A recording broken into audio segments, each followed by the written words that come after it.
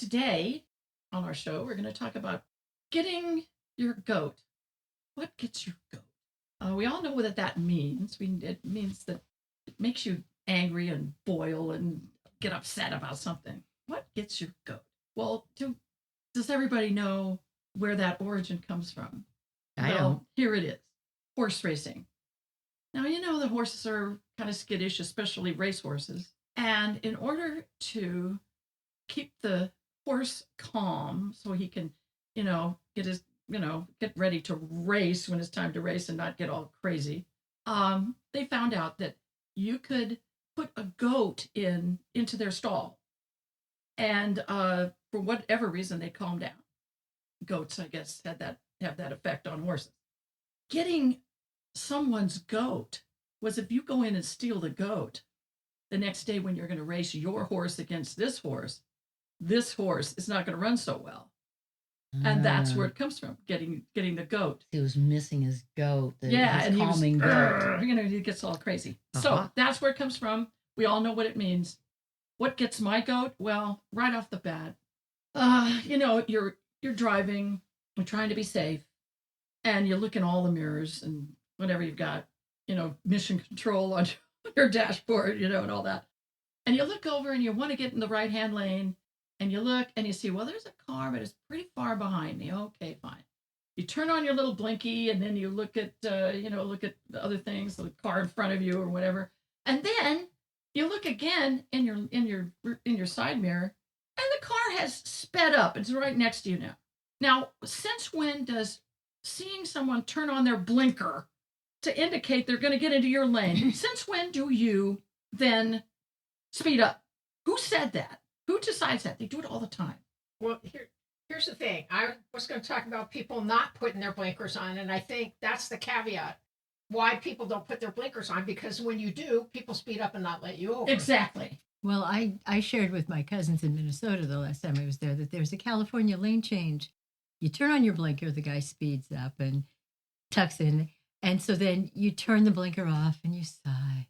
And he drops back because that's what they do. They drop back when they think you're not. And then you cut in. I said, that's a California lane change. It's kind of a neener moment. It is kind of, but it's like if you have to get over and they're not letting you, that's the way to do it because they mostly fall back. It's just rude.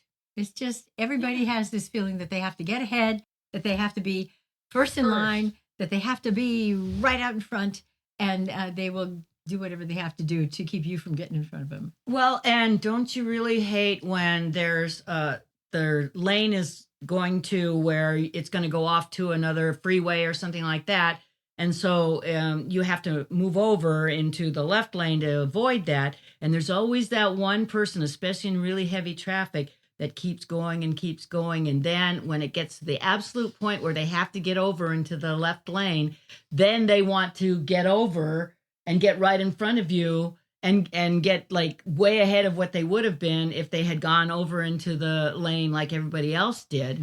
And I hate letting them in. Because they've been so rude to just try and, get an advantage. That's that first thing. That has to be first thing. Since the pandemic, I have noticed more people running red lights. I don't know how many times I've almost gotten hit by a car to cross the street because they come and it's like, oh, light's red. I don't care. Right through. Stop signs. Nobody stops at a stop sign anymore. It's that they say the California rolling stop. It's not even a rolling stop anymore. It's I'm turning right around the corner. No stopping, nothing. Yeah. No, on the way over here today, I was waiting for people getting off of the freeway. They're coming off and they're turning left because they have to do it at this particular stop. The light turned red. There was a truck that was like halfway through because they're always halfway through. And this guy goes ripping right up. But he didn't even take his foot off the gas. In fact, I think he sped up and came whizzing around, thinking, well, the truck will protect me. Man, there were like 4 or 5 people that hit their horns. I wasn't even one of them. I was so proud of myself. Lots of goats got, in that particular episode. Yeah. A whole pile of people. The goats were got.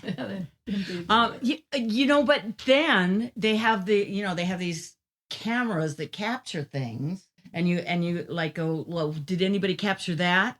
But have any of you gotten a thing from the from Sacramento that says you went through a toll road without paying, and then they send you a picture of your car I've having seen that, gone yeah. through there? Yeah, I got like and this was not just some scam. This was legitimately the state of California that was trying to collect on me in Sacramento, which I had not been to for years and years and years, and claiming that it was me that was going through there, and they were trying to get money from me for avoiding the toll. And then when you looked at the license plate on the car, it wasn't even the kind of car I drive, and the license plate on the car was not my license plate. It happened to me. That's exactly what happened. Yeah, and then so then I sent them. I mean, eventually I was able to convince them that it was not me and that they had no reason to think that it was me, and so I didn't have to pay the toll. But that was really, like I had to go through all of this stuff when it obviously wasn't my car, obviously wasn't my license, and yet some person said, "Well, I got to get somebody to pay for this." Right. Well, in Sacramento, you would think that, everything with the DMV and people have to register their cars, they should be able to find the correct person with that license plate. You would think You so. would think so. Yeah. There are, if a cop stops you, of course, rarely does that happen to me. But if the Oh, yeah. but I've never been stopped. if the cop stops you, they can find who you are and what your Right license away. plate is right away, and whether you paid your registration and whether you paid your insurance and all of those things. So there's a website there somewhere that you can consult They easily. can do that at the Albertsons. They swipe your if you have to buy liquor. If you have to buy liquor, I'm sorry. They want to see your ID. They swipe that little card and they thank you by name, and it's creepy. They just know way more about you than they need to. Yeah, Roxie, they're going to get a reputation for alcohol and Oh. edibles. That's Probably speeding as well. But, Well, yeah. just one ironic thing about it is about 4 years ago, I got stopped by rolling through a stop sign. Right Wow. And that I had to be before the pandemic. yeah. 'Cause I have not seen a cop pull a car over yet. Yeah, and oh my God, I didn't think I rolled through. There was no one around, and I did put on my brake, but apparently not enough. This all of a sudden from nowhere, I look in the rearview mirror and I'm turning up my street, so I got a ticket in front of all my neighbors, which is very embarrassing. But yeah, he says, "Well, I clocked you, and you were." And I said, "What did it say?" I says, "Well, it has 2 miles an hour." I went, "Oh, got my goat then too." There you go. Yeah. Got your- I'm gonna have to give up traffic. or it grinds your gear. Yeah. Sorry, I stole that from Family Guy. Grind you. Sometimes I think, and maybe it's just the paranoid me, but sometimes I think that a policeman looks in the car and sees a harmless-looking little old lady driving that car and goes, "Hey, man, I can stop that person, and I won't get shot or have any confrontations or Yeah. anything like that, and I can just issue that ticket." And then my husband, when he used to drive like a maniac, and he would never get stopped. But if I drive like a maniac, occasionally I would do Okay. that. But if I did, I always got stopped. You Yeah, might be Why right. was that? Because my husband was a big, tall guy who always had a frown on his face. I could put a hole in that theory because Oh, yeah? I get stopped all the time. You do. And and trust me, I don't look like somebody's a nice little old lady that's driving down the street when I'm driving. So Well, we know you're an unconvicted felon, but you've told us many times.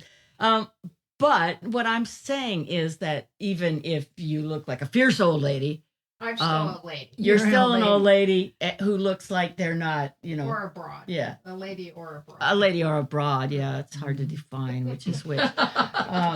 But you still look like somebody who is not going to be a danger to, to their life and limb, and they can, and they can, get their quota of tickets by issuing you one. Yeah, that's probably right. This guy it was late in the afternoon, and he was probably ending his time. One more ticket. Oh, she rolled through the stop sign. Okay. Mhm. Well, there's other things that can get your goat though too. Like there's customer service. I know Suzanne gets annoyed by customer service because Suzanne, you might not know that Suzanne is a playwright and she's written a play about about having to wait on the phone for customer service to give her any service. But that it's like there's just no pride in helping the customer anymore. In fact, there's no pride in actually giving you a live person to talk to anymore. Well, That's I the think- hardest. I think the thing that annoys me the most is that while you're sitting there waiting for the Autobot to answer the call because it rings and rings, then it goes to music. And then every so often they'll come on and say, your call is very important to us. Please hold on for the next operator. Yeah, And it's like, my call isn't important to you. You would have picked it up already. And you are 15 in the queue. Yes. 15. You are number. I'm You dead. are number 105 in the queue. Yeah. Well, and sometimes there's been a couple of times when it's obvious that they're just on their lunch break and they don't have anybody to answer the phone. And so it just goes and goes and goes Yeah. and goes for like a half an hour. And then suddenly they pick up on you. But that's when there's actually a real person on the other line. Yeah. I've had, well, you all know how tenacious I am, but I had called, I'm not going to mention them, I'll just say my cable service. And this was at like 2:30 in the morning. And I was talking with a customer service guy, and he was going through the whole thing. Is it plugged in? That whole script that they have. And then he tells me, okay, he says, hold on. 4:00, I'm still holding on. Oh. Right. He never came back. And I sat there on the phone going, you have no idea who this person is. I'm going to wait. I will wait until you pick up that damn phone. And did they ever? No. Well, you're lucky. Well, no, not really lucky because you hung on. But after about 20 minutes of waiting, they usually just disconnect. Yeah, they didn't disconnect it. They just kept playing the music and playing the music and playing the music. And it's always something by Mozart that's like, and you're just getting more and more hyped up as you go along until you can't stand it anymore. And it's not just the Autobots or the customer service on the phone either. There's also customer service in the stores when you go into the stores. One of the reasons why I stopped shopping at Stater Brothers over on Mills is because the people over there were really rude. And the last time that I was there with my mom, we went there every Thursday. The guy that was checking me out, he just kept talking to the girl that was, they're talking about their weekend and everything else. And as she's bagging and putting all my cold stuff in a regular bag and all my regular stuff in the cold bag. And he never said hi. He never said thank you. He hands me my receipt, keeps talking to her, and I looked at him and I go, you're welcome. And he goes, have a nice day. Just like that. Right. I'm not kidding you. And I looked at my mom and I said, I am never coming back to this store. So El Pollo Loco, Stater Brothers, that's it. Yeah, but there's another Stater Brothers somewhere. Well, yeah, I go to the one in La Mirada. Yeah, okay. They're really nice over there and they pay attention. Mm-hmm. Well, something that's been bothering me though is I really do like to have a real person checking me out, and it bugs me when that they're getting all these automatic checkout things, and it seems like, what are they doing? They're getting rid of all these jobs too that people That bothers need. me too. Yeah, and so I always, no matter how long I have to stand in a line, and I hate to stand in lines, I always go for the one clerk that they have that is checking people out, rather than going to the self-service. The self-service checkout, because I go, I am not going to be responsible for this person losing their job because there's no longer human beings that are doing the checking out. So I always do it every single time. Of course, my sister says, well, you go to ATMs, don't you? And if you go to an ATM, then you're just doing the same thing. Oh, And well, I said, not the I same think thing to me. I Baby think steps. actually it's a little different because I don't think going to the ATMs is going to lay off people inside the bank.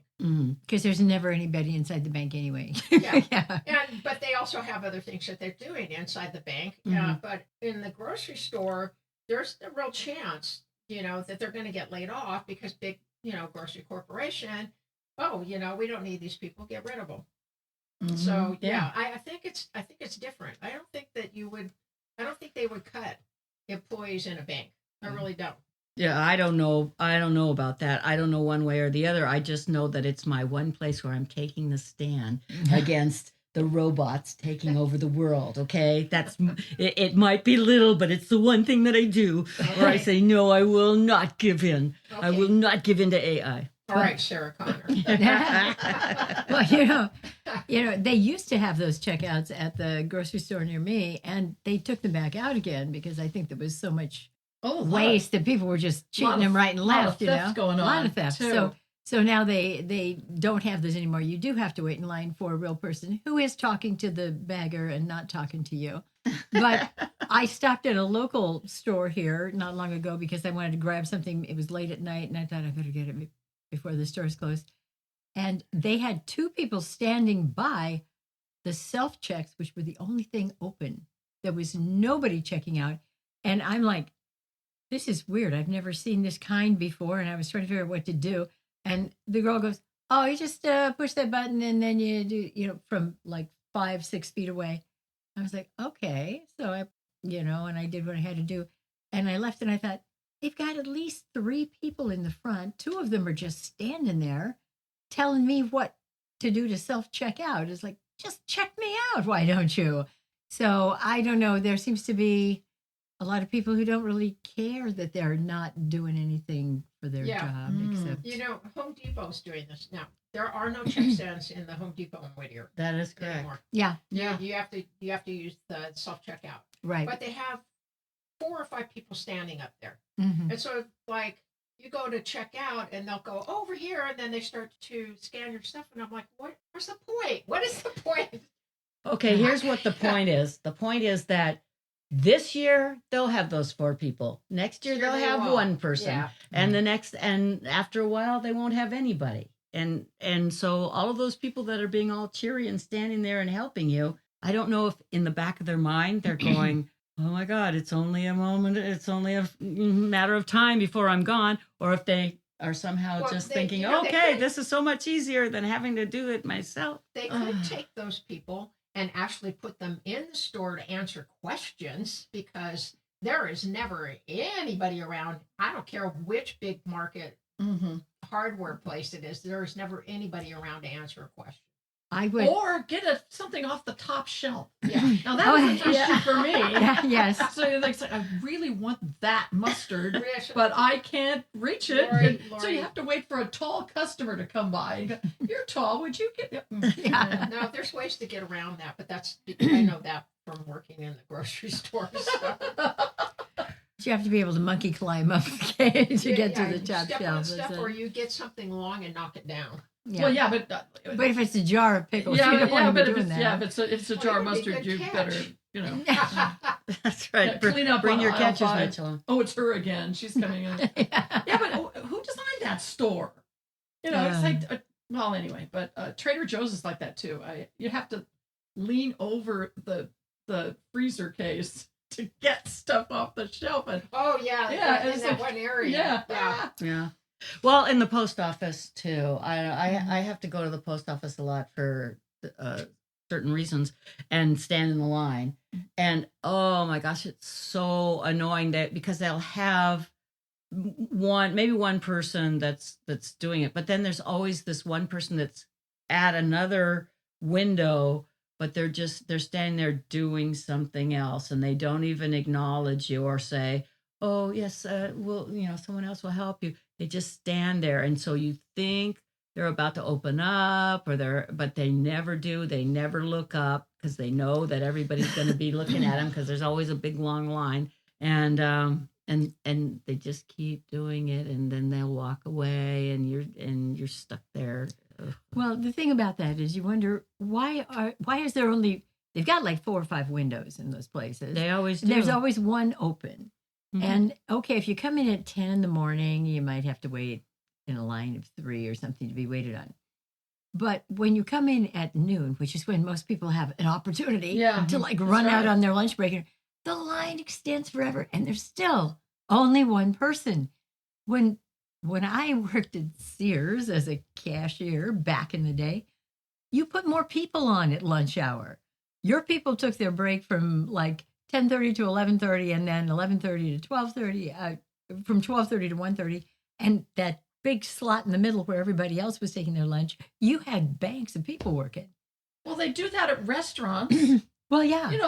So, oh yeah, well, this is the time when people It's lunch come rush. to lunch. So, Yeah. we have we have people that came in early and people who are going to work in the afternoon or into the evening. But they all overlapped. But they all yeah. are there between 12 o'clock and 1:30 for Why sure. do you think that there's a difference there? Yeah, well, yeah. Because the post office, number one, there are hardly any people working in the post office anymore, right? Because a lot of people got laid off. Okay. Restaurants, they want to keep that business, right? They've got all kinds of competition. The post office does not. Oh, that's true. Mhm. So That's true. And people, yeah. But it's also, is it also like there's this new philosophy out, that rather than trying to do your personal best at your job or at whatever you do, you actually actively try to do only enough, just enough. to The keep bare your minimum. job. The bare minimum. And that's an actual philosophy that is being touted by the younger generation. Yes, I've seen it happen. yeah. Wow. It's your fault, Roxie. It's my fault. I'm That's your sorry. I was fault. distracting you, And and you that's not distracted good. me, and now I totally forgot what I was going to say.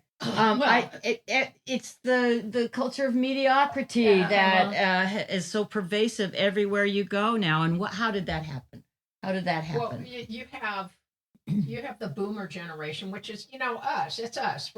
We were the loyal people, the people that stayed late and didn't get paid for it, that worked through our breaks, and People. people. Well, Yeah. there's a different sense of loyalty and responsibility between the generations. The Gen Zers, they want to go in, they want to do their work, and they want to go home. They don't want to work overtime. They don't want to stay. They want to get paid for everything they do. I went to give blood at the Red Cross because they kept telling me, we're in a crisis. We're in a crisis. And I kept going, what is going on that they need blood so bad? So I asked the nurse, and she said, the boomers were the ones that gave all the blood. And she said, and they're now either using it or they're dying off. She said, the younger generations, they want to be paid. For giving blood? For giving blood. They do not want to give blood. And they get a T-shirt, socks, they get a $10 gift certificate. She said they won't come in. So there's a whole different ideal of what we do and what they do. Yeah, and how does it affect yourself rather than how can you help the world? Right. Ask not what your country can do for you. Ask what you can do for your country, but that's not the philosophy anymore. No, Well, that's and been then long gone. I blame guess. the internet for that. I really do. And social media, people don't talk. They don't talk to each other, and there's such a vindictive meanness on the internet because you're not face to face with somebody. You can't see their reaction when you hurt them. So where's the Yeah. satisfaction in that? well, It's like, because they don't care. They just spew Yeah. out No. nastiness. Yeah. Right. It cool. it probably makes them feel really good. It gets it all out so that they don't feel so angry anymore, or maybe it makes them more angry. I don't know. But there's a satisfaction in just vomiting out all of that hatred and then pressing send or whatever. Yeah. And you don't have to be accountable for it. And it's also, I think, fueled by social media too, because they feed you the algorithm that they think Yeah. you want, Yeah. so that it polarizes you from people that don't agree with you, but it polarizes you farther and farther away, Absolutely. rather than coming together as a community in the middle. Everybody keeps moving farther and farther because all they see is how terrible this person was and how terrible this thing is and how terrible those actions are. And they never actually have the opportunity to just go, well, I can see, like Atticus Finch, I can walk in the other person's shoes and I can see their side of the story. No, Right, we don't do that exactly. anymore. Yeah. And Yeah, they're there's triggered. I can't even watch. I can't watch news at all. Because I get so mad I want to throw things at the TV. But I don't read the news either. There's two news companies that I read online because all they do is report. There's no bias one way or the other. One is 1440 News, and it's not always about what's going on in the government. It's about other things that are going on around the world. And the other one is called Tango. Both of them are good. That's the only news I can read because everywhere else is so one or the other. Yeah, skewed Well, one way. it's more opinion than fact. Yeah, everything else is even the facts are in the light of somebody's Oh, sure. personal biases. You can say this. Yeah. You can use a word that it might sound nasty or Yeah. not so bad. Yeah. And it depends on what side you're on. Yeah. And it's hard to find the news. It's a It spin. is. Everything Yeah, is a so spin. I kind of just said, well, I think I'll just watch a movie or something. And it's become a badge of honor to get triggered by things too. I mean, Mm. that's what you want to do. You want to find a way to get triggered because then you can be angry and you can cancel people and you can shame people on social media and you can call them out. Recently there was that the woman who the dad caught a ball Oh, for his God, son, I and saw then that. she got mad because she thought that should have been her ball, or it's hard to tell what exactly happened, but she got so mad and she started screaming at him, and then he just handed the ball back to her. This was in the baseball stadium, and Nice. but she was so angry. But then it went on social media. But then people started blaming the wrong person. And so then this other woman who wasn't the woman who had done it. Oh, that's right. Yeah, and so then she's getting all this hatred spewed at her, and then she's like trying to go, wait a minute, like, no, it wasn't me. I wasn't there. I didn't do that. But they were all, so It must but be everyone you. was so angry they were just gonna, cancel that woman, and she was never gonna be able to walk down the street again without rocks being thrown at her. It was the kid's birthday. Yeah, it was Yeah. his kid's It was birthday. his It was 10th a Phillies birthday or game. something. Yeah, It yeah. was his birthday. It Yeah, was at his a Phillies birthday. game. And so then a million people had to be outraged by it, whereas back in the day maybe 10 people would have been outraged by it, but a million people had to be outraged by it, and then they had to be outraged against the wrong person because everybody then jumped to the conclusion somehow that it was this other person, and it just like it's part of our culture now to be angry. Yeah. And to always I don't be like angry that. and to never forgive. And if you disagree with me, then I'm canceling you. I am never going to do this. I'm never going to do that because of you. And you will never, it's never, never, never. So goat getting is now something really, really important to generation. That's whatever. right. But the thing is that in our generation, our goat gets got, but then we move on. Yeah, and we right. don't turn it into, Well, yeah, but Get another then goat. Because you Yeah. said it, you were done. yes. But with social media, it just keeps repeating over and over and over and over That's again. right, So and- it doesn't ever stop. That's right. And after 2 years, then somebody sends it out again, and then it starts up Yeah, again. that starts up. What's it? Oh, well. I guess we got it all out of our system. That's right. I don't think so. I'm going to go get in my car. That's not a good thing. Time is up I'm for gonna that. let you go though. first. Well, that's our time for today because Roxy's edibles are ready. One time I said that. So join us again next time when we talk about something that we have no idea. Yeah. As always. At this point. In the meantime, I'm Suzanne.